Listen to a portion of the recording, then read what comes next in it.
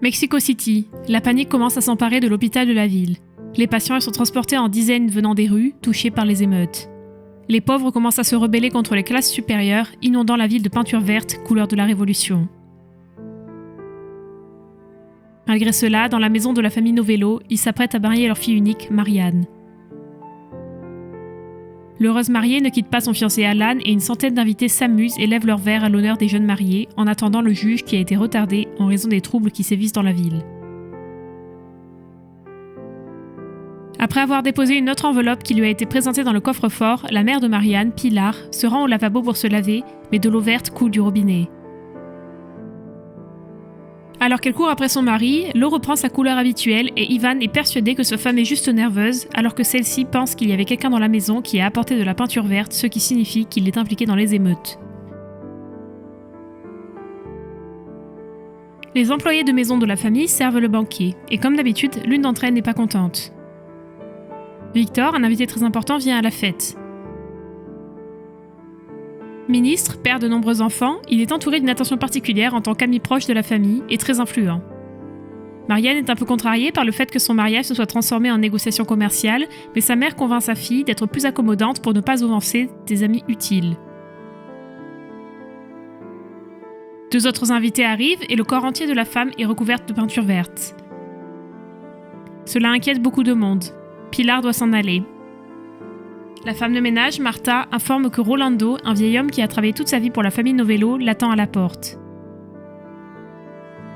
La femme n'est pas satisfaite de sa visite un tel jour, mais elle sort quand même pour découvrir pourquoi il est ici. Rolando demande à l'ancienne maîtresse de maison une grosse somme d'argent afin de sauver sa femme, Elisa. La vieille dame a besoin d'une nouvelle valve cardiaque et cette opération coûte au moins $200,000. Pilar considère qu'une telle demande est osée, mais quand même, sa conscience ne lui permet pas de simplement chasser le vieil homme et elle lui promet de revenir avec l'argent.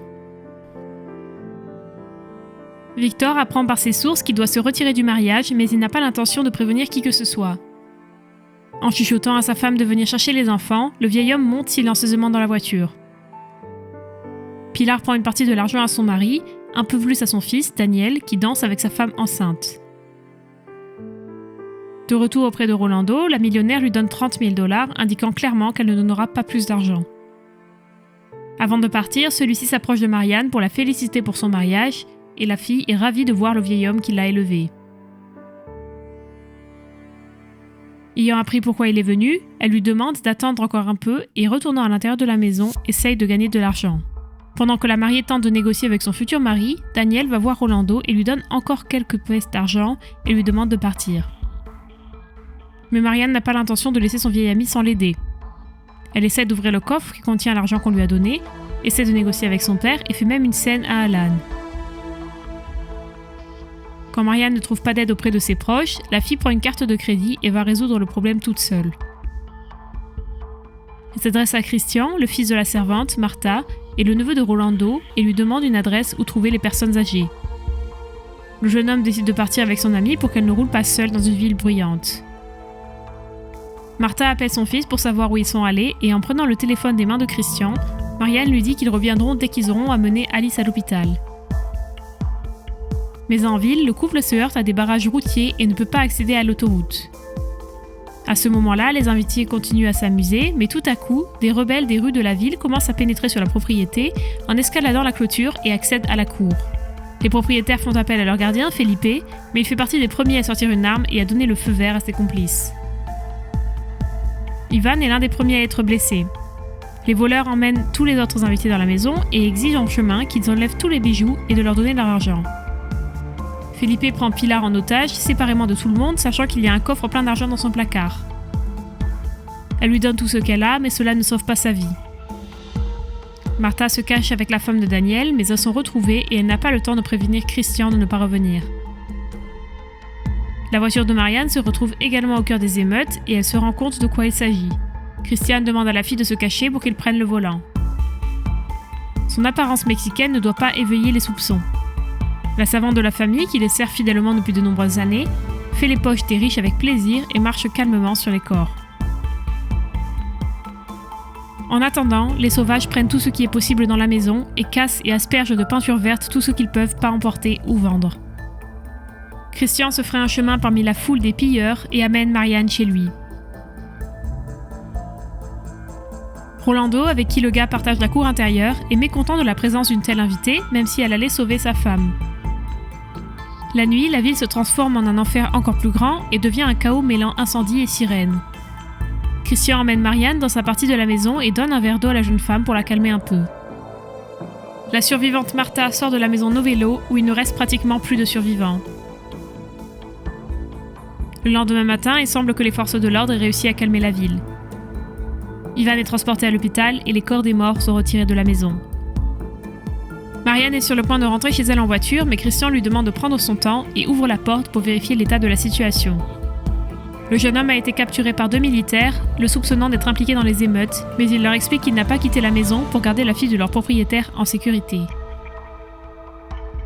Le militaire vérifie ses propos et invite Marianne à les rejoindre pour la ramener saine et sauve à la maison. Assise dans un camion blindé, la jeune fille comprend immédiatement que les militaires ne la protégeront pas. Il lui arrache ses bijoux et lui demande de regarder le sol. La ville a été réduite en ruines et est pleine de victimes, mais l'armée s'empresse de tout nettoyer. Martha rentre enfin chez elle, mais elle n'a pas la force de raconter à Christian ce qui s'est passé. Tout ce qu'elle peut faire, c'est demander où est Marianne. Christian est sûr qu'elle a été ramenée chez elle, mais en fait, la jeune fille, comme des dizaines d'autres personnes, est amenée dans une base militaire. Après avoir écrit leur numéro de série sur son front, Marianne est assignée à 2 autres captifs dans une cellule où elles seront emmenées l'une après l'autre pour y être interrogées, afin de découvrir les adresses et les noms de tous les proches, ainsi que leur situation financière. En parallèle, Daniel est à l'hôpital à côté de son père. L'agent essaie de discuter avec lui des questions concernant sa mère et sa femme enceinte, mais le jeune homme n'a pas assez de force pour affronter la réalité. Avec Alan, l'homme arrive au siège principal pour rencontrer Victor. Le ministre promet de tout résoudre et de retrouver Marianne en l'assurant qu'ils n'auront rien à craindre et en leur présentant le général Uribe, qui les aidera personnellement à mettre fin à leur situation.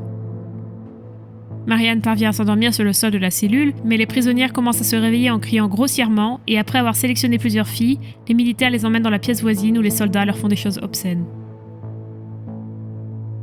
L'état d'Elisa empire et Rolando est sur le point d'aller à l'hôpital. Mais le vieil homme est arrêté au barrage routier et on lui demande d'évacuer les lieux. La famille Novello vend le reste de la propriété et rapatrie Ivan chez lui, qui a réussi à survivre à un mariage infernal. Victor vient rendre visite à un vieil ami et lui promet de retrouver Marianne, malgré le fait qu'un mois se soit déjà écoulé. En prison, il commence à enregistrer des appels à l'aide. À bout de nerfs, les détenus demandent face caméra à leur famille de renoncer à tout ce qu'ils possèdent, dans l'espoir que cela leur apportera la liberté. Marianne récite également le même message. Rolando frappe à la porte de Martha et l'avertit qu'il essaiera à nouveau d'entrer à l'hôpital. Elisa est tombée très malade et elle ne vivra pas jusqu'au lendemain. Il s'avère que le vieil homme a raison. Ni sa femme ni lui-même ne survivent à cette soirée et ils sont enterrés au petit matin dans l'église locale. Le téléphone d'Ivan reçoit un appel contenant un message enregistré de Marianne, après quoi les ravisseurs demandent une énorme rançon, promettant d'emmener sa fille chez elle. Au même moment, les détenus sont autorisés à prendre une douche glacée. Et alors qu'ils assistent à la scène, un groupe de gardes discute de la blonde de la famille Novello et décide de gagner de l'argent supplémentaire grâce à elle. Pour obtenir plus d'informations, les gardiens emmènent même la fille faire une courte promenade et lui offrent un repas secret en lui promettant de l'aide à sortir. Le soir même, les militaires se présentent chez Christian et Martha. Ils conseillent au jeune homme de rassembler une grosse somme en échange d'une amie riche. Pour trouver cette somme d'argent, il doit parcourir toute la ville pour obtenir un laissez-passer. Au même moment, dans la prison, les militaires s'orientent vers des tortures encore plus sévères et les vidéos de ce spectacle sont envoyées aux proches. Daniel et Alan apportent l'enregistrement à Victor qui promet qu'ils trouveront désormais sans aucun doute la jeune fille. Ayant obtenu un permis de travail, Christian s'installe dans la maison des anciens propriétaires car de toute façon, il n'est plus possible de traverser la ville. Il y a des gardes et des soldats armés partout. Christian raconte tout à Daniel et celui-ci donne au jeune homme le montant nécessaire pour la rançon de sa sœur. En cellule, l'un des prisonniers est informé que de l'argent a été versé pour sa libération. Ravi, l'homme s'en va et donne de l'espoir aux autres, mais une seconde plus tard, tout le monde entend un coup de feu et tout espoir s'éteint. Christian et Martha apportent l'argent demandé seuls, mais les militaires les attendent à l'entrée. Après avoir pris le montant convenu, ils répliquent qu'ils ont en réalité besoin de 2 fois plus. Le jeune homme n'a pas d'autre choix que d'en parler à Daniel, mais désormais, il ne croit plus à l'histoire de l'armée et appelle Victor et accuse son vieil ami d'avoir kidnappé sa sœur. Le général et ses subordonnés rassemblent les militaires qui voulaient obtenir de l'argent supplémentaire en discutant de fait Martha et Christian. Après avoir découvert tous les détails, Oribe arrive personnellement à la maison et fait sortir Marianne de sa cellule. La jeune fille ne pose pas de questions inutiles, mais elle est autorisée à s'essuyer le visage et à monter dans la voiture, conduite silencieusement chez Christian.